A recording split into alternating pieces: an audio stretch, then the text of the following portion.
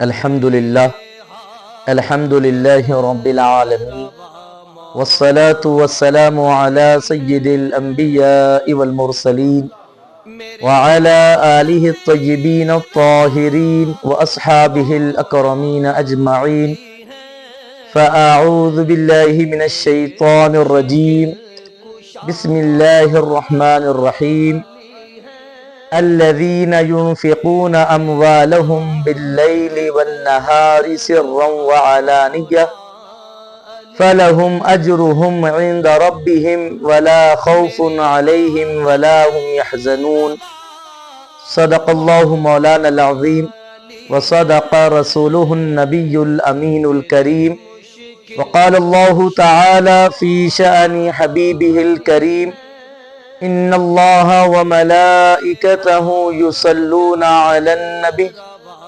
يا أيها الذين آمنوا صلوا عليه وسلموا تسليما اللهم صل على سيدنا محمد وعلى آله وأصحابه أفضل صلواتك وعدد معلوماتك وبارك وسلم صلاة وسلاما عليك يا رسول الله صلی اللہ تعالی علیہ وسلم۔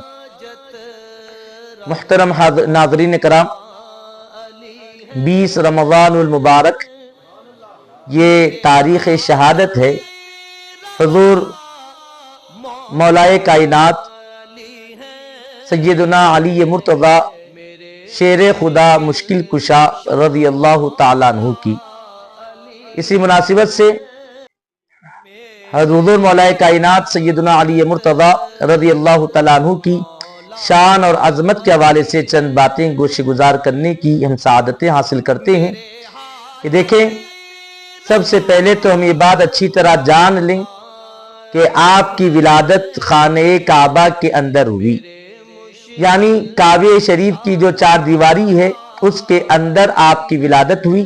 یہ آپ کے لیے بڑے اعزاز کی بات ہے، اور نہ صرف کعبے کے اندر آپ کی ولادت ہوئی بلکہ بتایا گیا کہ ولادت کے بعد ہر پیدا ہونے والا بچہ پیدا ہونے کے بعد کوئی اپنی ماں کو دیکھتا ہے، کوئی اپنے کسی خاندانی رشتہ دار کو دیکھتا ہے، کوئی دائی کو دیکھتا ہے، لیکن یہ مولا علی المرتضی رضی اللہ تعالیٰ عنہ کی شان اور امتیازی شان اور عظمت یہ ہے کہ آپ کی ولادت خانہ کعبہ کے اندر ہوئی، اور آپ نے آنکھیں کھولی تو آنکھ کھولتے ہی نبی رحمت صلی اللہ علیہ وسلم کی زیارت فرمائی۔ اس اعتبار سے بھی آپ خصوصیت اور امتیازی شان کے حامل ہیں، اور علاوہ اس کے جیسے ولادت خانہ کعبہ کے اندر ہوئی اس اعتبار سے آپ ممتاز ہیں، وہیں پر آپ کی شہادت بھی مسجد کے اندر ہوئی، یعنی ولادت بھی اللہ کے گھر میں اور شہادت بھی اللہ کے گھر میں آپ نے فرمائی ہے۔ ناظرین کرام، اور پھر چونکہ آپ حضرت ابو طالب کے چوتھے بیٹے ہیں، اور حضرت ابو طالب چونکہ کثیر العیال تھے، اور حضور پاک علیہ السلام کے دادا جان کی وصال کے بعد حضرت ابو طالب نے ہی حضور پاک علیہ السلام کی بھی پرورش فرمائی۔ اب چونکہ حبیب پاک علیہ السلام خود تجارت فرمانے لگے تھے، تو آقا علیہ السلام نے اپنے چچا ابو طالب کے کام میں آسانی اور ان کے وزن کو کم کرنے کی غرض سے حضرت علی رضی اللہ تعالیٰ عنہ کو اپنے پاس لے لیا، اپنی تربیت میں لے لیا، اور اس کی وجہ سے حضرت علی رضی اللہ تعالیٰ عنہ حضور پاک علیہ السلام ہی کے ساتھ رہا کرتے۔ اور پھر جب آقا علیہ السلام نے نبوت کا اعلان فرمایا تب تو حضرت علی رضی اللہ تعالیٰ عنہ کی عمر 10 سال کی تھی، اور اسی عمر میں حضرت علی رضی اللہ عنہ نے حضور پاک علیہ السلام کی دعوت پر لبیک کہا، کلمہ پڑھ کر داخل اسلام ہو گئے۔ اس طریقے سے سب سے پہلے ایمان لانے والوں کی فہرست میں بچوں کے اعتبار سے بچوں میں سب سے پہلے ایمان لانے والے حضرت علی رضی اللہ تعالیٰ عنہ کو کہا جاتا ہے۔ اور پھر چونکہ ہمیشہ آقا علیہ السلام کی سنگت اور صحبت میں رہے، تو مولا تعالیٰ نے صحبت مصطفیٰ صلی اللہ علیہ وسلم کی برکت سے آپ کو بے شمار کمالات کا جامع بنا دیا ہے۔ جیسے کہ بتایا گیا کہ خود آقا علیہ السلام آپ کی شان اور عظمت کو بیان کرتے ہوئے ارشاد فرماتے ہیں کہ انا مدینۃ العلم وعلی بابھا، میں علم کا شہر ہوں اور علی اس کا دروازہ ہے۔ ناظرین کرام، حبیب پاک علیہ السلام نے اپنے آپ کو علم کا شہر قرار دیا۔ یقیناً یہ حق بجانب ہے کہ علم تو نبی پاک علیہ السلام ہی کی تصدق میں لوگوں کو ملا کرتا ہے۔ آقا علیہ الصلوۃ والتسلیم ہی کو کے ذریعے تو اللہ نے علم کو پیدا فرمایا ہے۔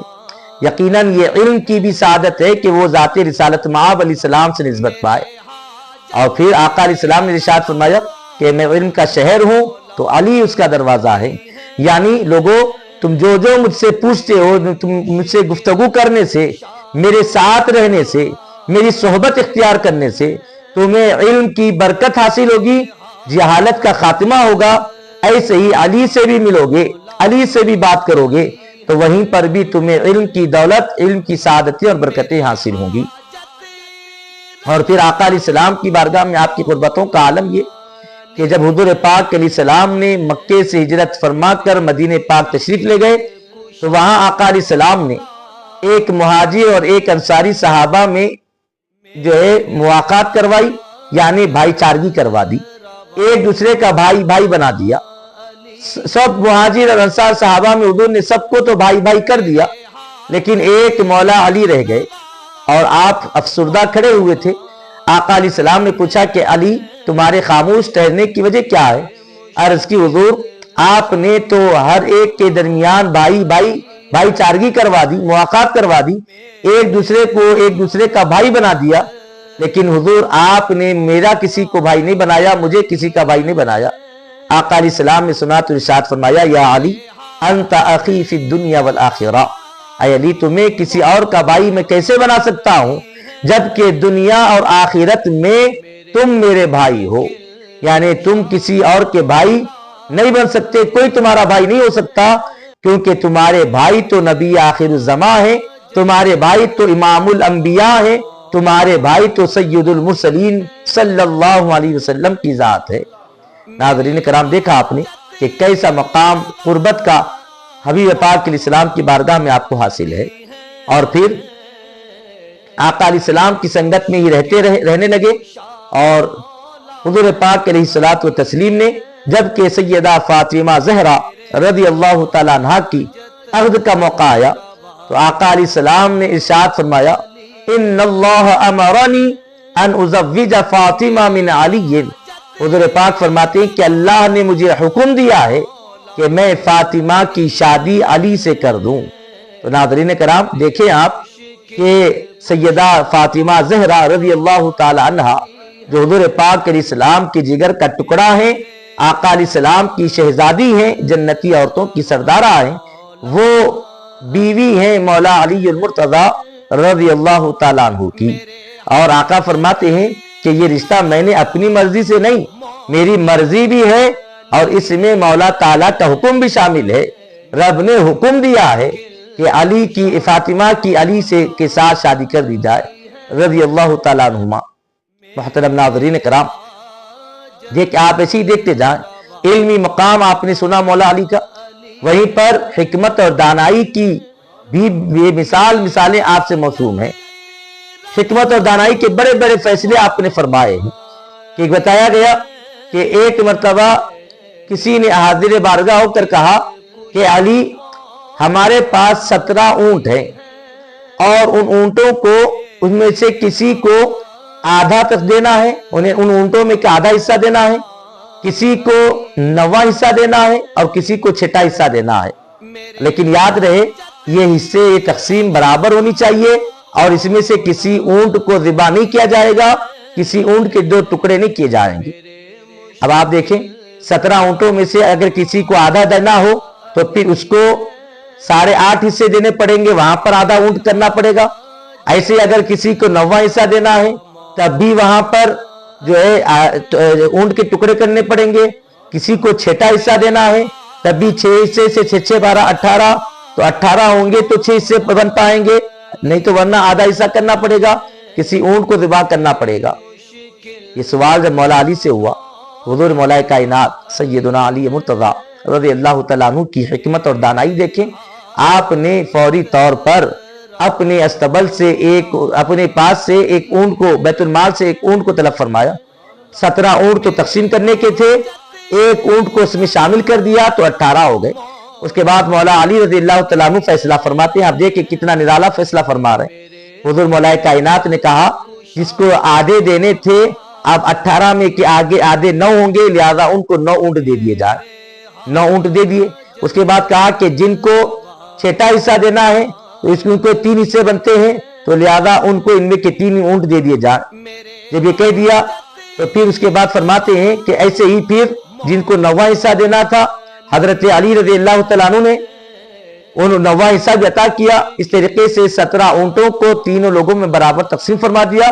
और उसके बाद जो एक ऊंट बचा हुआ था, उस एक ऊंट को मौला अली रज़ी अल्लाह तआला अन्हु ने फिर बैतुल माल में जमा फरमा दिया। और इस तरीके से बगैर ऊंट को ज़िबाह किए, बगैर ऊंट को काटे, बगैर ऊंट के 2 टुकड़े किए 17 ऊंटों को मौला अली रज़ी अल्लाह तआला अन्हु ने बराबर बराबर हिस्से के मुताबिक उन लोगों में तकसीम फरमा दिया है। नाज़रीन कराम, ये हजरत मौला अली रज़ी अल्लाह तआला अन्हु की ज़ियानत की शान है। जिनको छठा हिस्सा देना था, उनको हिस्से में जो 6 हिस्से आ रहे थे, 6 ऊंट आ रहे थे, हजरत अली ने जिनके हिस्से में 9 आ रहे थे 9 ऊंट दिए, जिनके हिस्से में 6 आ रहे थे उनको 6 ऊंट दिए, और जिनके हिस्से में 2 ऊंट आ रहे थे 2 ऊंट दिए। इस तरीके से 17 ऊंटों को उन हिस्सेदारों में बराबर बराबर तकसीम फरमा दिया। और ये मौला अली का ही हक है कि ये वही कर सकते हैं, वगरना जमाना तो इस पर आजिज आ जाता कि कैसे ये हिस्से किए जाएं और कैसे बराबर तकसीम किया जा सकता है। और ऐसे ही आप देखते जाएं, जुर्रत और बहादुरी में भी मौला अली रज़ी अल्लाह तआला अन्हु की कोई मिसाल नहीं हो सकती। कि बताया गया, इमाम सियूती रहमतुल्लाह तआला अलैह तारीखुल खुलफा में नकल फरमाते हैं कि आपकी जुर्रत और बहादुरी का आलम ये कि जंगे खैबर के मौके पर आका अलैहिस्सलाम ने यह ऐलान फरमाया कि कल मैं अलम झंडा उनको दूंगा जो खुद भी अल्लाह उसके रसूल से मोहब्बत करते हैं, और अल्लाह उसके रसूल भी उससे बड़ी मोहब्बत फरमाते हैं, और अल्लाह उसके हाथ पर कामयाबी अता फरमाएगा। साहबा कहते हैं कि पूरी रात हम तो बस करवटें बदलते गुजारने लगे कि शायद कल हुजूर हमारा नाम अपनी जुबान से अदा फरमा दे। लेकिन सुबह हुई, सब हाजिर बारगाह हैं, मौला अली हाजिर नहीं हो सके। आंखों में दर्द था, आशूब चश्म था। मौला अली, हुजूर पाक अलैहिस्सलाम ने सवाल किया कि अली कहाँ है? लोगों ने अर्ज की, हुजूर उनकी आंखों में दर्द है, आशूब चश्म हो चुका है। हुजूर ने फरमाया कि अली को मेरे पास लाओ। जब लोगों ने हजरत अली को सहारा देकर लाकर आका के सामने खड़ा कर दिया, हुजूर पाक अलैहिस्सलाम ने अपना लुआब पाक, अपना मुबारक थूक हुजूर पाक अलैहिस्सलाम ने मौला अली की आंखों में लगाया। और हुजूर मौला कायनात कहते हैं कि आका अलैहिस्सलाम के लुआब पाक का आंखों में लगना था कि मेरी आंखें ऐसी हो गई जैसे कि उस आंखों में कभी दर्द था ही नहीं। अल्लाह ने मुकम्मल शिफा अता फरमा दी। फिर अल्लाह के नबी ने झंडा हाथ में दिया, मैं चला, और फिर जंगे खैबर कामयाब हुई, जंगे खैबर में कामयाबी हासिल हुई। उसके बाद इमाम सियूती अलैहिर्रहमान नकल फरमाते हैं कि दौरान जंग में रावी के कौल को पेश करते हुए लिखते हैं कि रावी कहते हैं कि जब जंगे मैदान में हम आए और खैबर के किले के करीब पहुंचे तो यहूदियों ने किले के अंदर खुद को बंद कर लिया था, और वहां पर दरवाजा बंद था, और दरवाजे के खुले बगैर उस जंग को कामयाब करना नामुमकिन था। ऐसे में हजरत अली रज़ियल्लाहु तआला अन्हु आगे बढ़ते हैं, और उन्होंने बस एक ही हाथ से अपने दरवाजे को पकड़ा, थामा और झटका दिया, और एक ही हाथ से दरवाजे को उखाड़ कर फेंक दिया। दरवाजा किले का जब टूट गया तो इस्लामी फौज किले के अंदर दाखिल हुई और कामयाबी हासिल हो गई। रावी हदीस कहते हैं कि यकीनन जिस दरवाजे को अली ने एक हाथ से उखाड़ कर फेंका है, उसी दरवाजे को बाद में साइड में करने की कोशिश की गई तो 1-2 से नहीं बल्कि 40 लोगों को अपनी ताकत लगानी पड़ी। 40 लोगों की ताकत से वो दरवाजे को एक कोने में किया गया। आप अंदाजा करें कि 40 लोगों की ताकत एक तरफ है और मौला कायनात सैयदना अली मुर्तजा रज़ियल्लाहु ताला अन्हु के एक हाथ का एक झटका, एक हाथ की ताकत एक जानिब है। ये जुर्रत और बहादुरी, ये ताकत और ये कुव्वत मौला ताला ने आपके हिस्से में अता फरमाई है, और भी बेशुमार फजीलतें अल्लाह रब्बुल इज्जत ने आपको सरफराज किया। بالخصوص आखिर में आका अलैहिस्सलाम की हदीस मुबारका जरूर अर्ज करता हूँ, जिसमें हुजूर पाक अलैहिस्सलाम ने इरशाद फरमाया कि मन कुन्तु मौलाहु फहादा अलीजुन मौला, मैं जिसका मौला हूँ अली भी उसके मौला हैं। यानी आका अलैहिस्सलाम ने ये इरशाद फरमा दिया कि कोई सिर्फ मुझे मौला मानकर मोमिन नहीं रह सकता, क्योंकि मुझे मौला मानने के साथ अली को भी मौला मानना शर्त है। यकीनन अली भी उनके मौला होंगे। और नाज़रीन किराम, यकीनन हम ईमान वालों का यही अकीदा है कि मौला कायनात सय्यदुना अली मुर्तज़ा रज़ियल्लाहु तआला अन्हु को हम अपना मौला, अपना आका व मौला मानते हैं। और फिर यहाँ एक बात वजाहत के साथ अर्ज कर दूं कि आमतौर पर मौजूदा हालात में बात देखी जा रही है कि अहले बैत अत्हार और सहाबाए किराम रिज़वानुल्लाहि ताला अलैहिम अजमईन में दूरियां बताने की कोशिश की जाती है, जबकि इस हवाले से सिर्फ दो ही बातें हम अर्ज करते हैं। पहली बात तो ये कि आप सहाबा में और अहले बैत अत्हार में कैसे दूरियां पैदा कर सकते हो, जबकि मौला अली की शान ये है कि आप एक ही वक्त में जमात सहाबा में भी आपका शुमार है और एक ही वक्त में आप अहले बैत अत्हार के फर्द फरीद भी हैं। आपका अहले बैत से भी ताल्लुक है, आपका सहाबा से भी ताल्लुक है, और एक अली का सच्चा चाहने वाला अली की से जिस चीज को निस्बत हो उसका इनकार नहीं करता, बल्कि उसका भी एहतराम करता है। जब जमात सहाबा से अली को ताल्लुक है तो हमारे नजदीक सहाबा की जमात की कदर व मंजिलत है, और जैसे अहले बैत अत्हार से भी अली का ताल्लुक है तो अहले बैत अत्हार रिज़वानुल्लाहि ताला अलैहिम अजमईन की भी हमारी नजर में कदर व कीमत है। और इन दोनों जमातों की इस वजह से भी कदर व कीमत है क्योंकि दोनों को ज़ाते रिसालत मआब अलैहिस्सलाम से निस्बत है। अहले बैत को नबी के घर वाले होने की निस्बत है, तो सहाबा को नबी के दर वाले होने की निस्बत हासिल है। और नबी का घर भी बेमिसाल है, नबी का दर भी बेमिसाल है। नबी के घर वालों के जैसे क़यामत में कोई घर वाले नहीं आ सकते, तो नबी के दर वालों की तरह क़यामत तक भी कोई और दर वाले नहीं आ सकते। लिहाजा नाज़रीन किराम, और आखिर में एक हदीस से पाक अर्ज कर दें कि एक मरतबा मौला अली सरकार की बारगाह में हाजिर हुए तो देखा कि मजलिस भरी हुई है, सरकार की बारगाह में लोग बैठे हुए हैं, जगह नहीं है। हजरत अली दरवाजे के पास खड़े हो गए। सिद्दीक़ अकबर ने देख लिया तो हजरत सिद्दीक़ अकबर ने अपने करीब बुलाया और अपने और हुजूर के दरमियान जगह बनाकर मौला अली को बिठाया।